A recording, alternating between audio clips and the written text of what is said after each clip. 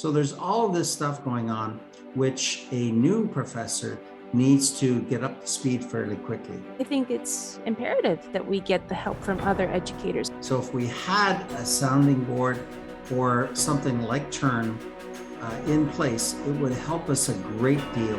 I think it would be very good for the college for all of us to share that information. So nobody was there on the weekends, so I had all these questions. I had nobody to reach out to, and slowly I ended up investigating the college and finding everything on my own. Is that the right way to do it? No.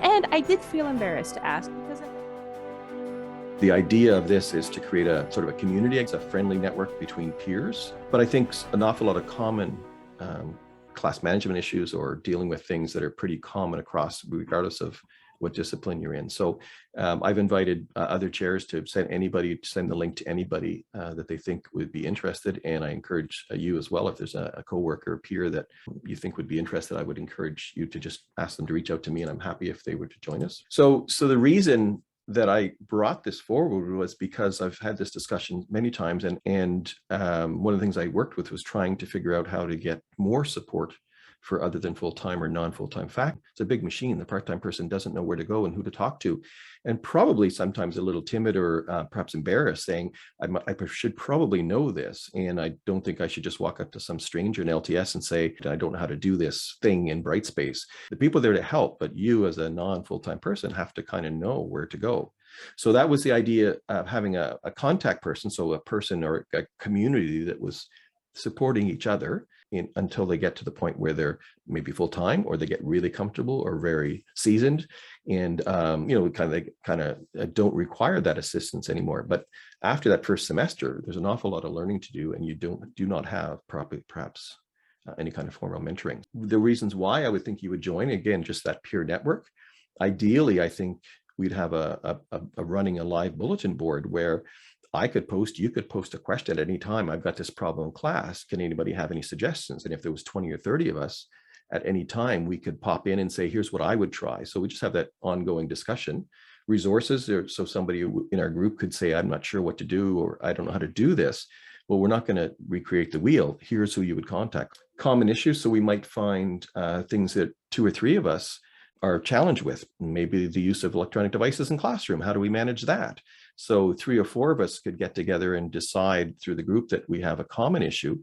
Well, now we could contact somebody and have a specific custom training model just for the 4 or 5 of us, a small group. New ideas. If you're teaching, and again, maybe you haven't tried out all these techniques, maybe you're trying to learn you're trying to teach Excel, and you're not sure how to teach such a linear concept to people, and you're looking for strategies. Well, this would be a safe environment for 4 or 5 of us, like in this format, to get together, or even face-to-face if we had to, and walk through and do a test run. And this is what I would do in class. And I think you'd get the learner perspective then, either as a participant or as a contributor. And then the last thing, I think there's new topics. So does everybody know what CLRs are? Does everybody know just basic terminology, pedagogy, andragogy? Do you know what these terms mean? And are they important? My idea there is to find the expert at the college. Just give us the overall view, just a very, very basic understanding.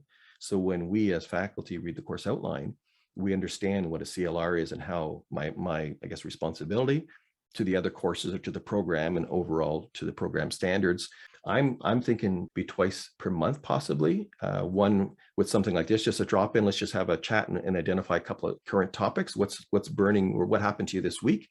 The second one in the month would be the more sort of planned one, where let's have a guest in to talk about hybrid, what a hybrid looks like. But the forum would always be open, and any of these like this, any of these sessions that we do could be recorded and posted on the site as an artifact.